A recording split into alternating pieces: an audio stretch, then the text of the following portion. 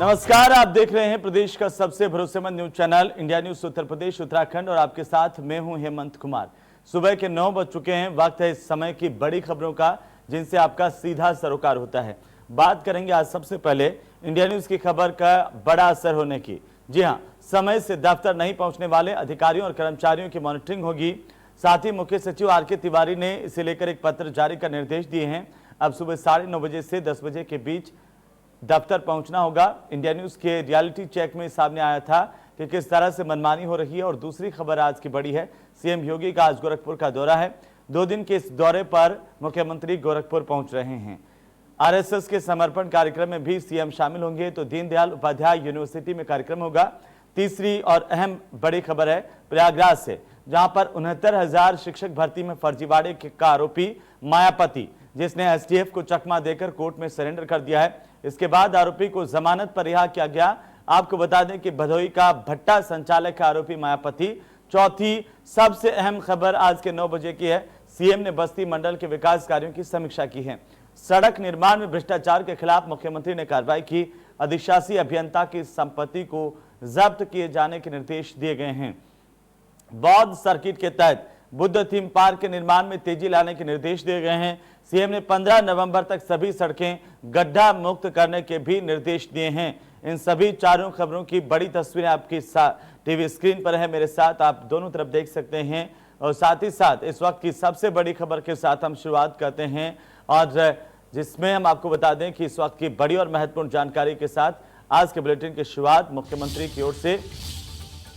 ये कहा गया था कि उत्तर प्रदेश में अधिकारी कर्मचारी समय पर दफ्तर पहुंचे, लेकिन ऐसा हुआ नहीं। और अब इंडिया न्यूज की खबर का असर हुआ है उत्तर प्रदेश में। आपको बता दें कि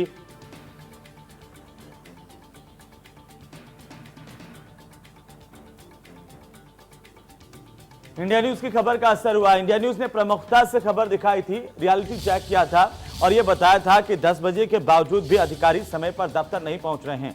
इसके बाद मुख्य सचिव आर के तिवारी ने एक पत्र जारी किया है और अधिकारियों कर्मचारियों को निर्देशित किया है। सभी अपर मुख्य सचिव प्रमुख सचिव को निर्देशित किया गया है सुबह 9:30 बजे से 10 बजे के बीच ऑफिस पहुंचना होगा। इंडिया न्यूज के रियलिटी चेक में ये लापरवाही सामने आई थी।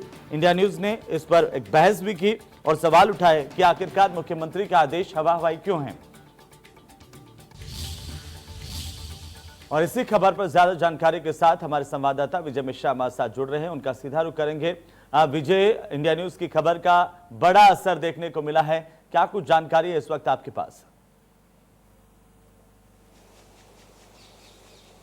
बिल्कुल, इंडिया न्यूज़ की खबर का एक बड़ा असर है और मुख्य सचिव ने एक बार फिर से सभी अधिकारियों को ताकीद की है कि 9:30 बजे से वो अपने दफ्तरों में पहुंचे, अपने जो भी कार्य हैं उसको शुरू करें और इसका बाकायदा वो निगरानी यानी मॉनिटरिंग करने की बात भी कह रहे हैं। तो जाहिर सी बात है कि कहीं ना कहीं ये चीज़ें अब सरकार ने भी संज्ञान लिया है। और इसके पहले भी जब मुख्यमंत्री ने कहा था कि 9:30 बजे सभी अफसरों को पहुँचना है और जब इसका रियलिटी चेक इंडिया न्यूज़ ने किया था तो ये पाया था कि वहाँ पर जो अफसर हैं वो बिल्कुल समय से नहीं पहुँच रहे हैं, समय से अपने दफ्तर में बिल्कुल नहीं। और 10 बजे के बाद तक भी कोई अफसर अपने कमरे में मौजूद नहीं था। तो इसको लेकर के इंडिया न्यूज़ ने प्रमुखता से इस पूरी खबर को दिखाई थी, जिसके बाद अब प्रमुख मुख्य सचिव आर के तिवारी का बाकायदा एक पत्र जारी हुआ है और बाकायदा उन्होंने इस पूरे विषय की मॉनिटरिंग करने के लिए कहा था और सभी अफसरों को इस बात की ताकीद दी है कि 9:30 बजे वो अपने कमरे में मौजूद। बिल्कुल विजय, पहले मुख्यमंत्री ने भी लगातार ऐसे अधिकारियों कर्मचारियों को ताकीद करते हुए कहा था कि आप समय से दफ्तर पहुंचे, लेकिन इसके बावजूद जब आप दफ्तरों में गए थे, मुझे याद है और क्या स्थिति थी कि 10:10 तक भी अधिकारी कई जगह पर दफ्तरों में मौजूद नहीं थे। वो दफ्तर भी हमने दिखाए थे कि किस तरह से मुख्यमंत्री के आदेशों को हवा में उड़ाया जा रहा था। हमने इस पर बड़ी बहस भी की थी और ये सवाल उठाए थे कि आखिर क्या वजह है कि उत्तर प्रदेश के अधिकारी और कर्मचारी सीएम के आदेश नहीं मान रहे हैं। अब एक बार फिर से मुख्य सचिव की ओर से निर्देश जारी हुए हैं। आपको लगता है कि इसका असर होगा? और क्या इन निर्देशों में इस बात का भी जिक्र है कि कोई अधिकारी और कर्मचारी अगर इसको नहीं मानता है और लापरवाही बरतता हुआ पाया जाता है, उसके खिलाफ क्या कार्रवाई होगी?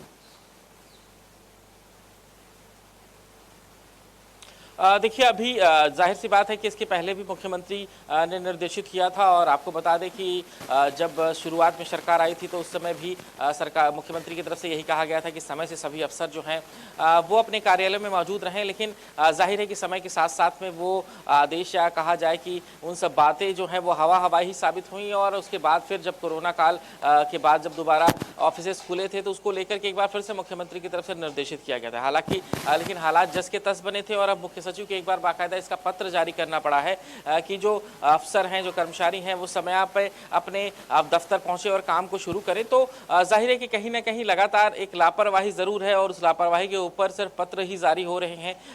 इसके पहले भी जब मुख्यमंत्री का आदेश था तो जाहिर सी बात है कि अब इस पर कार्रवाई करने का समय था, लेकिन एक बार फिर से मुख्य सचिव की तरफ से पत्र जारी हुआ है। मुझे लगता है कि अब इस पत्र का असर कितना रहेगा इन अधिकारियों और कर्मचारियों पर, क्योंकि इसके पहले जब मुख्यमंत्री के आदेश होने के बावजूद भी कर्मचारी समय पर नहीं पहुंच रहे थे तो कहीं ना कहीं एक जाहिर सी बात है कि कुछ चीजें ऐसी हैं जो अपने रूट पर नहीं है या फिर वो इस बातों को। आप हमारे साथ बने रहिए, मैं फिर से आपका रुख करूंगा अगली खबर पर, लेकिन इसी बीच इस वक्त की बड़ी खबर हम आपको बता दें कि मुख्यमंत्री योगी आदित्यनाथ आज गोरखपुर के दौरे पर हैं। 2 दिन के दौरे पर गोरखपुर पहुंच रहे हैं सीएम और यहां पर आरएसएस के समर्पण कार्यक्रम में मुख्यमंत्री योगी आदित्यनाथ शामिल होंगे। दीनदयाल उपाध्याय विश्वविद्यालय में कार्यक्रम का आयोजन किया जा रहा है। गोरखनाथ मंदिर में सीएम योगी आज रात्रि विश्राम करेंगे। गुरुवार को सीएम दिव्यांगों को कृत्रिम उपकरण भी बांटेंगे। 140 दिव्यांगों को कृत्रिम उपकरण बांटने का एक कार्यक्रम है।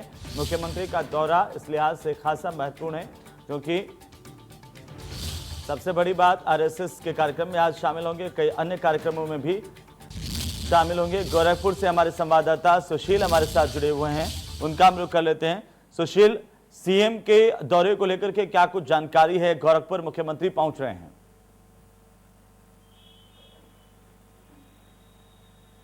बिल्कुल हेमंत, 2 दिवसीय दौरे पे प्रदेश के मुख्यमंत्री योगी आदित्यनाथ गोरखपुर आ रहे हैं और तकरीबन 4:30 बजे के आसपास वो गोरखपुर विश्वविद्यालय के दीक्षा भवन में पहुंचेंगे, जहां पे आरएसएस का जो है परिवार समर्पण कार्यक्रम है उसको लेकर के जो है वो वहां पे पहुंचेंगे और तकरीबन 2 घंटे का समय वहां पे वो देंगे। यानी पूरे 2 घंटे में वो जो आरएसएस का कार्यक्रम है वो काफी महत्वपूर्ण कार्यक्रम है जिसको लेकर के वो पहुंच रहे हैं और तकरीबन कोविड-19 के सभी नियमों के जो है अनुसार जो है पालन करते हुए वहां पे पूरे कार्यक्रम को रखा गया है, जिसमें सीएम योगी आदित्यनाथ पहुंचेंगे। तकरीबन 4:30 बजे के आसपास वो वहां पहुंचेंगे और फिर तकरीबन 2 घंटे वहां रहने के बाद फिर सीधे गोरखनाथ मंदिर जाएंगे और रात्रि विश्राम गोरखनाथ मंदिर में ही करेंगे, क्योंकि अगले दिन फिर उनका एक कार्यक्रम है गोरखनाथ मंदिर के ही आश्रम में कार्यक्रम है। वहां पे जो है ट्राई साइकिल बांटने का जो है कार्यक्रम है दिव्यांगों को। तो एक बड़ा कार्यक्रम है गोरखपुर में सीएम योगी आदित्यनाथ का 2 दिवसीय का दौरे को लेकर के, जिसको लेकर के प्रशासन ने पूरी तैयारी कर ली गई है। सुरक्षा के साथ साथ साफ सफाई को लेकर पूरी मुकम्मल व्यवस्था कर ली है और 4:30 बजे के आसपास सीएम योगी आदित्यनाथ के आगमन को लेकर के चप्पे चप्पे पे पैनी नजर भी बना दी गई है। जी बिल्कुल, चलिए सुशील, बहुत बहुत शुक्रिया तमाम जानकारी के लिए और दौरे को लेकर लगातार अपडेट हम आपसे लेते रहेंगे। फिलहाल अगले खबर का रुख करते हैं। 69,000 शिक्षक भर्ती में फर्जीवाड़े के मामले को लेकर के खबर है कि आरोपी मायापति ने कोर्ट में सरेंडर कर दिया है। एसटीएफ को चकमा देकर के आरोपी कोर्ट पहुंच गया और वहां पर सरेंडर किया और इसी दौरान कोर्ट ने आरोपी को जमानत पर रिहा भी कर दिया। भदोही का भट्टा संचालक आरोपी मायापति, सवाल इस बात को लेकर के कि आखिरकार एसटीएफ इसे गिरफ्तार क्यों नहीं कर पाई। मायापति ने कोर्ट से 4 हफ्ते की अग्रिम जमानत ले ली है। अग्रिम जमानत के आधार पर ही कोर्ट से उसे राहत मिली है। इस मामले में 6 और आरोपियों की गिरफ्तारी अभी बाकी है। धूमनगंज का स्कूल प्रबंधक चंद्रमा यादव भी आरोपी है। अभ्यर्थी राहुल सिंह ने 5 जून को एक मुकदमा दर्ज करवाया था। पुलिस ने 11 लोगों को गिरफ्तार किया था और जेल भेज चुके हैं, लेकिन मुख्य आरोपी जेल से जमानत पर रिहा हो गया। कोर्ट ने सरेंडर करने के बाद उसे जमानत पर रिहा कर दिया। ज्यादा जानकारी के साथ हमारे संवाददाता विजय मिश्रा हमारे साथ लगातार बने हुए हैं, उनका रुख कर लेते हैं। विजय, जो फर्जीवाड़े का मुख्य आरोपी है वो एसटीएफ को चकमा देकर कोर्ट में पहुंच गया और वहां से जमानत भी ले ली, क्या कुछ जानकारी?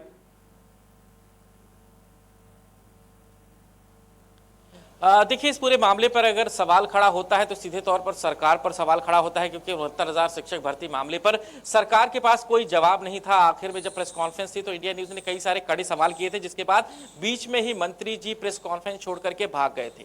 तो जाहिर सी बात है कि यहाँ पर इस पूरे मसले पर जब कई सारे सवाल थे कि जब ये भर्ती का रिजल्ट क्यों बाहर किया गया, जब इस पूरे मसले की जांच चल रही थी और जब इस पूरे मामले में नकल माफिया इतना ज्यादा हावी है, इतने ज्यादा एक्टिव थे और उन्होंने बाकायदा सॉल्वर के साथ में पेपर्स हल कराए थे, तो यहाँ पर इस भर्ती को रोक करके पहले इस बात की जांच होनी चाहिए थी कि आखिर कितने लोगों को उसने सॉल्व कराया है पेपर और कितने लोग ऐसे हैं जो सॉल्व करने के बाद इस समय टीचर हो गए हैं। आपको बता दूं, सबसे आश्चर्यजनक बात यह है कि इस पूरे मामले की जांच एसटीएफ कर रही है और 69,000 शिक्षक भर्ती मामला कोर्ट में है।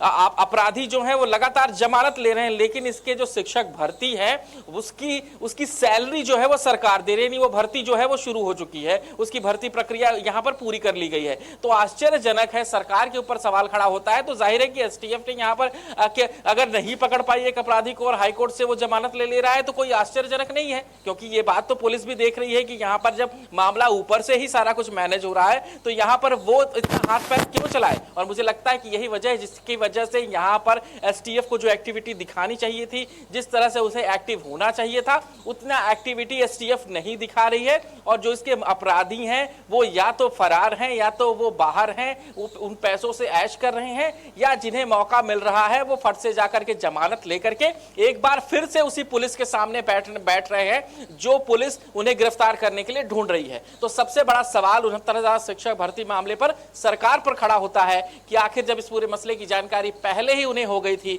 इस पूरे मामले पर एफआईआर पहले ही दर्ज हो गई थी, इस पूरे मसले पर पूरा खुलासा पहले ही हो गया था, तो इस भर्ती प्रक्रिया को रोका क्यों नहीं गया? इस पूरी भर्ती प्रक्रिया में सरकार ने आगे कदम क्यों बढ़ाया? और ऐसे ही सवालों की वजह से जब प्रेस कॉन्फ्रेंस हो रही थी, लेकिन सवाल का जवाब सरकार के पास बिल्कुल नहीं था। नजर बनाए हुए हैं विजय, आप हमारे साथ बने रहिए। मैं फिर से आपका रुख करूंगा अगली खबर पर। फिलहाल इस वक्त की बड़ी खबर से अपने दर्शकों को हम रूबरू करवा दें। राजधानी लखनऊ से बड़ी खबर है, जहां पर मुख्यमंत्री ने बस्ती मंडल के विकास कार्यों की समीक्षा की है।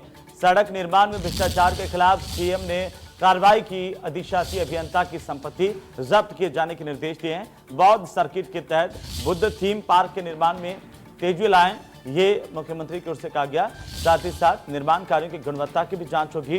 टीम भेजकर जांच करवाने के मुख्यमंत्री ने आदेश दिए हैं। 15 नवंबर तक सभी सड़कें गड्ढा मुक्त करने के निर्देश दिए हैं। 15 नवंबर तक का समय दिया गया है। उसके बाद देखना दिलचस्प होगा कि क्या 15 नवंबर तक सभी सड़कों के गड्ढे भर दिए जाते हैं। हमारे साथ विजय, हमारे सहयोगी लगातार बने हुए हैं। एक बार फिर से विजय का रुख करते हैं। विजय, इस बार सड़कों पर जो लगातार गड्ढों की वजह से आम लोगों को परेशानी का सामना करना पड़ रहा था विजय, और साथ ही साथ जिस तरह से दुर्घटनाएं बढ़ रही थी उस पर मुख्यमंत्री गंभीर नजर आ रहे हैं। क्या आपको लगता है कि 15 तारीख तक का जो अल्टीमेटम दिया गया है और बाकी क्या कुछ कहा गया है समीक्षा बैठक में? देखिए, मैं आपको याद दिलाऊं, जब ये सरकार आई थी तो इन्हीं मुख्यमंत्री का बयान था कि जहां से अंधेरा शुरू हो जाता था वो समझ लेते थे कि वहां से उत्तर प्रदेश की शुरुआत हो गई थी। जहां से उनकी गाड़ी हिचकोले खाने शुरू हो जाती थी, यानी जहां पर उनकी गाड़ी खड़बड़ होने लगती थी, उन्हें पता चल जाता था कि यहाँ उत्तर प्रदेश का बॉर्डर शुरू हो गया था। और इन्हीं को देखते हुए सरकार ने आते ही सबसे पहले बिजली और सड़क पर काम करना शुरू किया। हालांकि बिजली की क्या हालात हैं वो किसी से छिपे नहीं। मैं सड़क और गड्ढे पर आता हूं। सरकार जब से आई है तब से करीब दसियों बार आदेश हो चुके हैं कि इस तारीख तक गड्ढा मुक्ति कर ली जाएगी, इस तारीख तक गड्ढा भर लिए जाएंगे, इस तारीख तक गड्ढा भर लिए जाएंगे। लेकिन 3.5 साल कंप्लीट हो चुके हैं, सरकार अभी तक सड़कों के गड्ढे नहीं भर पाई है। और हर बार एक तारीख दे दी जाती है और उसका इंतजार किया जाता है, और उस इंतजार को पूरा होने के बाद जहालत जस के तस बने रहते हैं और एक बार फिर अगली तारीख का लोगों को इंतजार रहता है। जाहिर है कि इस पूरे मसले पर कड़ी कार्रवाई होनी चाहिए थी। एक समय अवधि दी गई है, हर जगह ऑफिसर्स तैनात हैं, आपके पास लेबर की व्यवस्था है और सैलरी जा रही है सभी अधिकारियों की, और जनता की गाढ़ी कमाई की सैलरी। और ऐसे में हालात ये हैं कि आप हर बार एक नई तारीख दे रहे हैं। जाहिर है कि यहाँ पर अधिशासी अभियंता के ऊपर जो कार्रवाई हुई है, बिल्कुल इसके ऊपर जो कार्रवाई हुई है वो बिल्कुल सही है, क्योंकि अगर इसकी लापरवाही और इस तरह का भ्रष्टाचार होगा तो इनकी संपत्ति से इसको वसूला जाना चाहिए और इस नियमावली के तहत कम से कम अधिकारियों में डर आएगा। लेकिन एक डर और भी आना चाहिए कि यहाँ पर जिस समयावधि को सुनिश्चित किया जाए, जिस टाइम बाउंड को सुनिश्चित किया जाए, उस पर यहाँ पर सरकार बिल्कुल ये देखने वाली बात होगी विजय। फिलहाल आप हमारे साथ बने रहिए। मैं फिर से आपका रुख करूंगा, मैं रोकना चाह रहा हूं आपको। और इस वक्त एक और बड़ी खबर हम बता दें कि प्रदेश की सरकार ने मंगलवार को 8 IAS अधिकारियों के तबादले किए। प्रदेश की सरकार लगातार प्रशासनिक अधिकारियों की तैनाती में फेरबदल कर रही है और इसके तहत अनिल ढींगरा विशेष सचिव एपीसी बनाए गए हैं। जेबी सिंह लोक निर्माण विभाग में विशेष सचिव के तौर पर भेजे गए हैं और इसके अलावा अखिलेश तिवारी विशेष सचिव एमएसएमई, राजेश पांडे विशेष सचिव एपीसी नियुक्त किए गए हैं। योगेश शुक्ला को आबकारी विभाग में विशेष सचिव बनाया गया। सी इंदुमती को अल्पसंख्यक कल्याण विभाग में निदेशक बनाया गया है। ओपी आर्या को सदस्य राजस्व परिषद, प्रयागराज और ज्ञान प्रकाश त्रिपाठी को विशेष सचिव नियोजन बनाया गया है। हमारे साथ लगातार हमारे सहयोगी विजय मिश्रा बने हुए हैं। विजय का एक बार फिर से रुक कर लेते हैं। विजय, लगातार परिवर्तन किया जा रहा है, जो प्रशासनिक महकमा है उसमें एक बार फिर से परिवर्तन हुआ है। बिल्कुल, ये हमेशा ही हर सरकारों में रहा है। आईएएस अधिकारियों को हमेशा यहाँ से वहाँ करना और उनकी जो भी कार्यशैली है उसको लेकर के सरकार की तरफ से हमेशा इस तरह के ट्रांसफर्स जो है वो होते रहे। लेकिन इसमें प्रमुख रूप से जो ट्रांसफर है वो महोबा डीएम का है।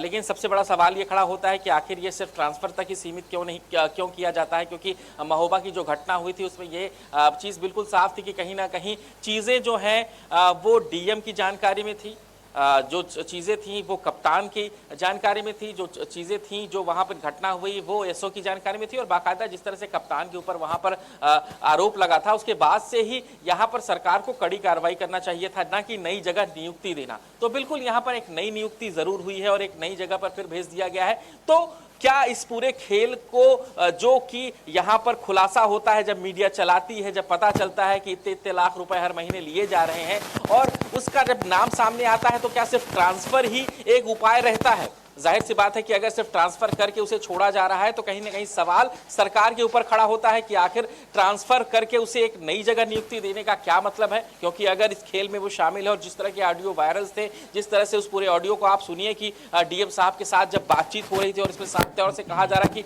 आपकी छत्र छाया मिली हुई, तो जाहिर है कि यहाँ पर खेल जो है वो हर जगह वही चल रहा है, वही उसी तरह की वसूली जो है वो चल रही है। इस बात को लेकर के है कि जरूर शासन इस पर संज्ञान लेगा और महोबा के डीएम जो सी इंदुमती है उन पर भी कार्रवाई होगी।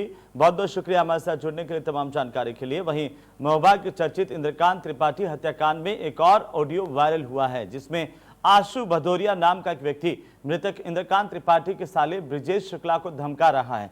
ऑडियो में वो इंद्रकांत त्रिपाठी के बारे में पूछ रहा है, साथ ही ऑडियो में किसी राजा साहब के नाराज होने की धमकी भी दे रहा है। इस ऑडियो में यह भी कहा गया है कि अगर उसने राजा साहब से बात नहीं की तो वे नाराज हो जाएंगे। अब यहां पर यह सवाल उठता है कि आखिर ये राजा साहब कौन हैं और राजा साहब इंद्रकांत त्रिपाठी से क्यों बात करना चाहते हैं। हालांकि पुलिस हर एंगल से जांच करने की बात कर रही है। आखिर ये आशु भदौरिया और राजा साहब कौन है, पूरे मामले को लेकर के डीजीपी हितेश चंद्र अवस्थी ने 3 सदस्यीय एसआईटी की टीम का गठन किया। एसआईटी की टीम 1 हफ्ते में अपनी जांच रिपोर्ट सौंपेगी। हेलो हेलो, हाँ हाँ ब्रिजेश शुक्ला बोल रहे हो? आप कौन भैया? आशु भदौरिया बोल रहा हूँ। आशु भदौरिया? हाँ जी बताएं भैया। साहब तुम्हारे जीजा जी इंद्रकांत।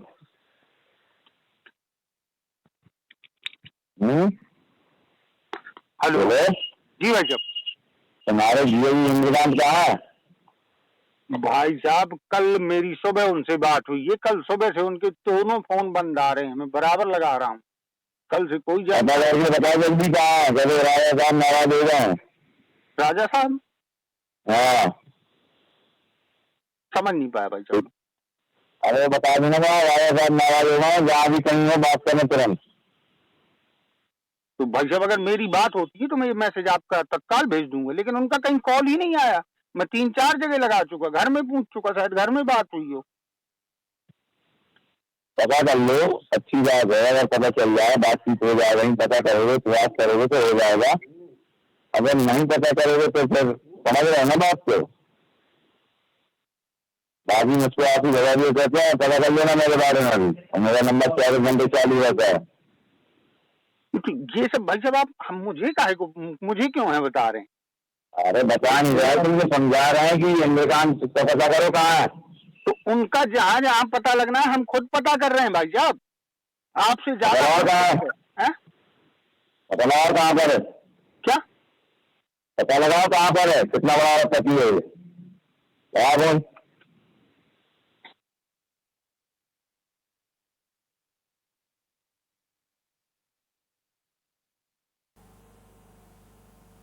तो आपने सुना कि आशु भदौरिया कौन है आखिरकार जो इस तरह से धमका रहा है, और राजा साहब का किरदार क्या है, ये राजा साहब कौन है, बड़े सवाल इसे लेकर के खड़े हो रहे हैं। हमारे साथ रमाकांत मिश्रा हमारे सहयोगी जुड़ चुके हैं। रमाकांत, आखिरकार अब इस पूरे मामले को लेकर के कुछ नए नाम सामने आ रहे हैं, कोई जानकारी इन्हें लेकर मिल रही है?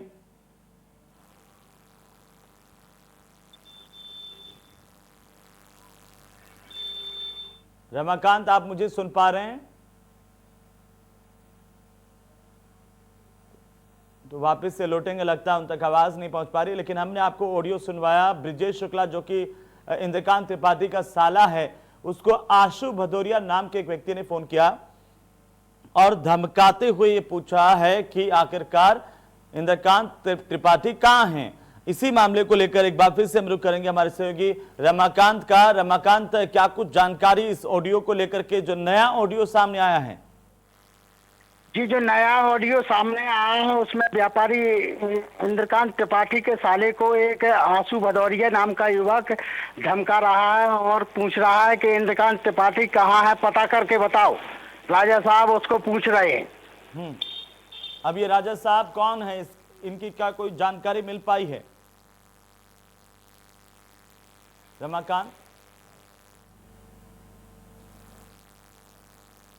लगता है कि रमाकांत का संपर्क टूट गया है, लेकिन अब इस मामले को लेकर के पुलिस के सामने भी एक चुनौती है कि आशु भदौरिया कौन है और राजा साहब कौन है, आखिरकार इनका किरदार क्या है। उधर महोबा में इंडिया न्यूज की खबर का बड़ा असर हुआ।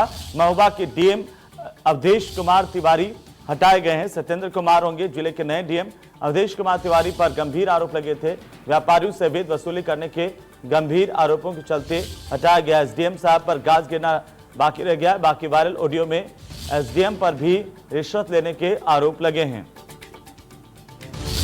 तो रिश्वत का एक लंबा खेल है और इस खेल की परतें धीरे धीरे अगर शासन चाहेगा तो जरूर खुलेंगी, अगर नहीं चाहेगा तो नहीं खुलेंगी। लेकिन फिलहाल जिस तरह से बातें सामने आ रही है, ये बड़ा नेटवर्क जिसमें अधिकारी से लेकर के कई सिस्टम के लोग शामिल हैं, एक मोटा पैसा वसूल किया जाता है। वो पैसा कहां तक जाता है ये भी रहस्यमयी बात है। लेकिन फिलहाल हम आपको बता दें कि इंडिया न्यूज की खबर का बड़ा असर यहां पर हुआ है। एक बार फिर से ज्यादा जानकारी के साथ हमारे संवाददाता रमाकांत हमारे साथ जुड़ चुके हैं। रमाकांत, महोबा में इंडिया न्यूज की खबर का बड़ा असर देखने को मिला है। जी हेमंत, इंडिया न्यूज ने लगातार जो रिश्वतखोरी की एसपी और डीएम के ऊपर व्यापारियों ने वसूली के आरोप लगाए थे, उसको लेकर पहले एसपी को शासन ने सस्पेंड कर दिया और आज डीएम अवधेश कुमार तिवारी का भी ट्रांसफर कर दिया गया है।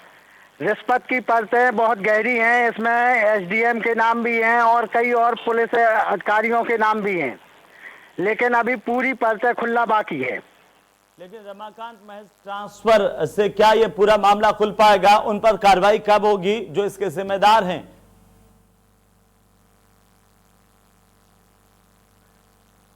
रमाकांत, आप हमारे साथ बने रहिए, मैं फिर से आपके पास आ रहा हूं, लेकिन इसके बीच बड़ी खबर मिल रही है, उससे रूबरू करवा दें। बड़ी और महत्वपूर्ण जानकारी है भदोही से, जहां पर बाहुबली विधायक विजय मिश्रा की मुश्किलें बढ़ती हुई दिखाई दे रही हैं। पत्नी और बेटे के खिलाफ कुर्की का नोटिस जारी किया गया है। इस वक्त की बड़ी और अहम जानकारी, 15 अक्टूबर तक हाजिर होने के आदेश दिए गए हैं। रिश्तेदार की संपत्ति हथियाने के आरोप में दोनों फरार चल रहे हैं और अब बाहुबली विधायक की मुश्किलें बढ़ सकती हैं। विजय मिश्रा को लेकर के बड़ी जानकारी इस वक्त सामने आ रही है। नोटिस जारी किया गया है विजय मिश्रा के खिलाफ, उनकी मुश्किलें बढ़ती हुई दिखाई दे रही हैं। बाहुबली विधायक लगातार वर्चस्व के दम पर जीतते भी रहे। पत्नी और बेटे के खिलाफ कुर्की का नोटिस जारी हुआ है। 15 अक्टूबर तक हाजिर होने का आदेश दिया गया है।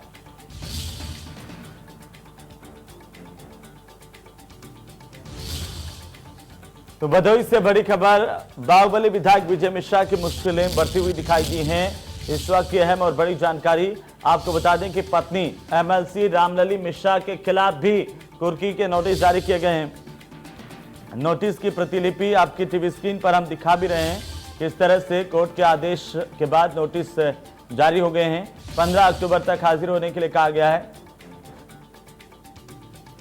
एक रिश्तेदार की संपत्ति को हथियाने का आरोप है और इसी मामले के चलते बाहुबली विधायक विजय मिश्रा की पत्नी रामलली दोनों के खिलाफ नोटिस जारी किए गए हैं। कोर्ट ने साफ करते हुए कहा है कि अगर तय सीमा के भीतर कोर्ट नहीं पहुंचे 15 अक्टूबर तक हाजिर होने का आदेश दिया गया है। अगर इन आदेशों की पालना नहीं की गई तो उनकी संपत्ति कुर्क की जाएगी।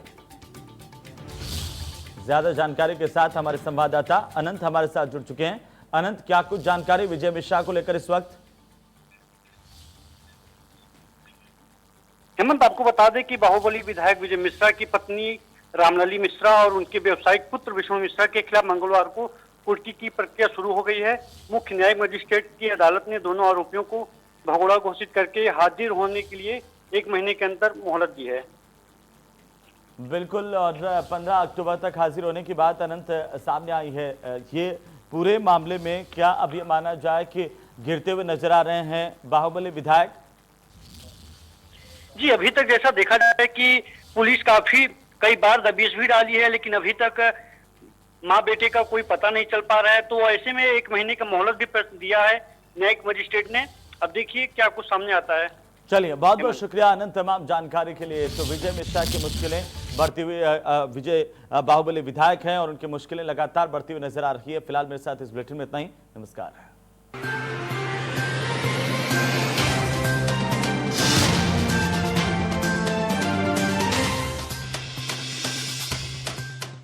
Unibic?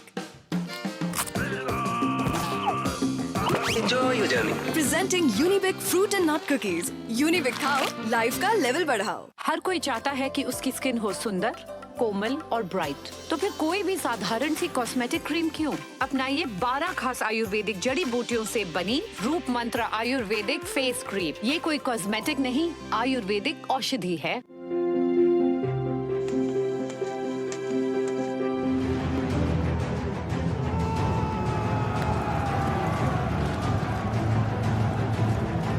सार्वजनिक तौर पर इस्तेमाल की जाने वाली टॉयलेट की सीट से करीब 40 गुना ज्यादा कीटाणु लिफ्ट के बटन पर पाए जाते हैं।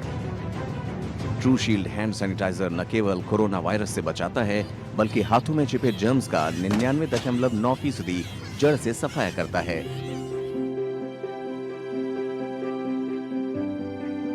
ट्रू शील्ड हैंड सैनिटाइजर को WHO की गाइडलाइंस के तहत तैयार किया गया है। पिकैडली एग्रो इंडस्ट्रीज लिमिटेड द्वारा निर्मित ट्रू शील्ड हैंड सैनिटाइजर की बिक्री और पूछताछ के लिए संपर्क करें 9996123411।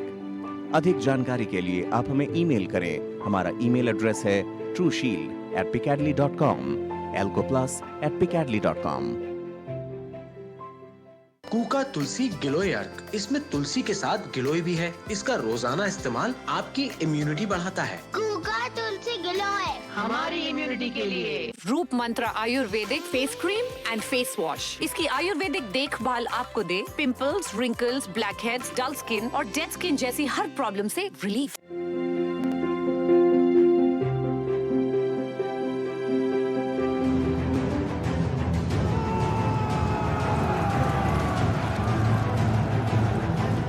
बाहर आने जाने वाले हर 4 लोगों में से एक के हाथों में कीटाणुओं के अंश रह जाते हैं। ट्रू शील्ड हैंड सैनिटाइजर न केवल कोरोना वायरस से बचाता है, बल्कि हाथों में छिपे जर्म्स का 99.9% जड़ से सफाया करता है। ट्रू शील्ड हैंड सैनिटाइजर को WHO की गाइडलाइंस के तहत तैयार किया गया है। पिकैडली एग्रो इंडस्ट्रीज लिमिटेड द्वारा निर्मित ट्रू शील्ड हैंड सैनिटाइजर की बिक्री और पूछताछ के लिए संपर्क करें 9996123411। अधिक जानकारी के लिए आप हमें ईमेल करें। हमारा ईमेल एड्रेस है trueshield@picadly.com, alcoplas@picadly.com। I need a clean घर। हाइजीन इज इम्पोर्टेंट, हाँ, और इंटीमेट एरिया की हाइजीन मोस्ट इम्पोर्टेंट, क्योंकि कभी गर्मी कभी पीरियड्स। इसीलिए मुझे चाहिए कुछ इफेक्टिव पर नेचुरल, जैसे क्लीन एंड ड्राई वॉश जो करे पीएच नेचुरली बैलेंस, रखे जर्म से प्रोटेक्टेड और मुझे फ्रेश और अंदर से हैप्पी। एसोसिएट स्पॉन्सर पेट सफा आयुर्वेदिक चूर्ण, पेट सफा तो हर रोग दफा।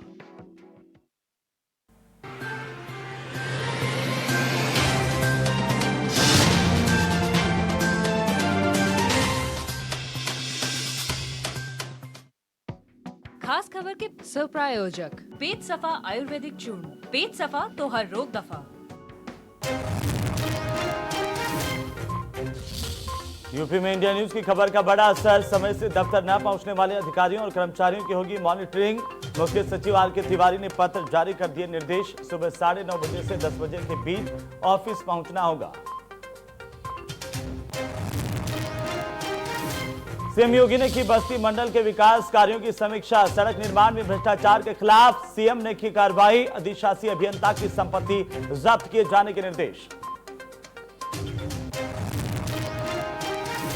उत्तर प्रदेश में 8 आईएएस अधिकारियों के तबादले। अनिल ढींगरा बने विशेष सचिव एपीसी शाखा। जेबी सिंह बने विशेष सचिव पीडब्ल्यूडी तो अखिलेश तिवारी को बनाया गया विशेष सचिव एमएसएमई।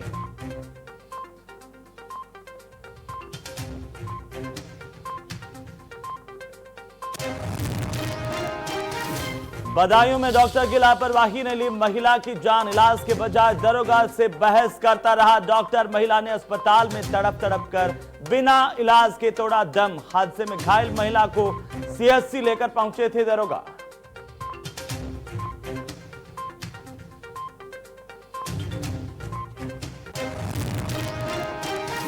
यूपी में 69,000 शिक्षक भर्ती फर्जीवाड़े के आरोपी ने कोर्ट में किया सरेंडर। एसटीएफ को चकमा देकर कोर्ट पहुंचा आरोपी मायापति।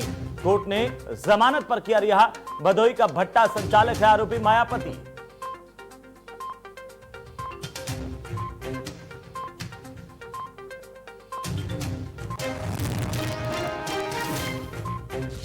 यूपी के कई जिले बाढ़ की चपेट में। लखीमपुर खीरी, सीतापुर और आजमगढ़ में भारी नुकसान। तीनों जिलों के 28 से ज्यादा गांव बाढ़ प्रभावित।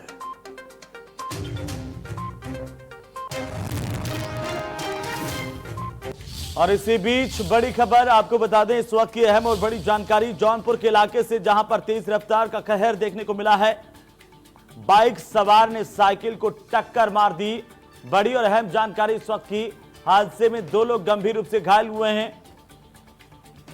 इस हादसे की तस्वीर सीसीटीवी में कैद हुई है। वो एक्सक्लूसिव तस्वीर हम आपको दिखाना चाह रहे हैं। ये तस्वीर आप देखिए किस तरह से तेज रफ्तार का कहर सड़क पर टूटा तो 2 लोगों को घायल कर गया। बाइक और साइकिल की जोरदार टक्कर की यह तस्वीर एक्सक्लूसिव तस्वीर है इंडिया न्यूज उत्तर प्रदेश उत्तराखंड पर। सबसे पहले सबसे तेज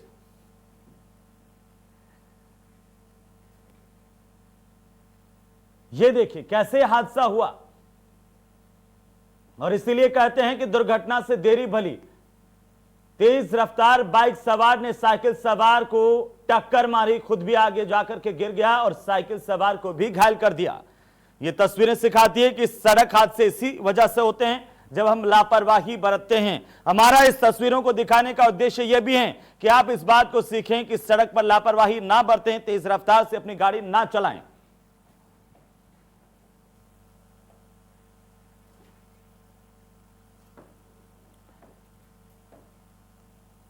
तो चलिए आगे बढ़ेंगे और रुक करते हैं फटाफट खबरों का।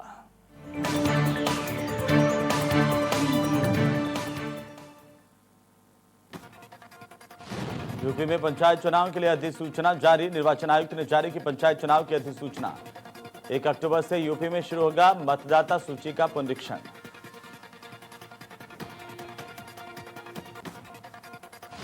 प्रदेश की सरकार ने मंगलवार को 8 आईएएस अधिकारियों के तबादले किए हैं। प्रदेश की सरकार लगातार प्रशासनिक अधिकारियों की तैनाती में फेरबदल कर रही है। इसके तहत अनिल ढींगरा विशेष सचिव एपीसी बनाए गए हैं। जेबी सिंह को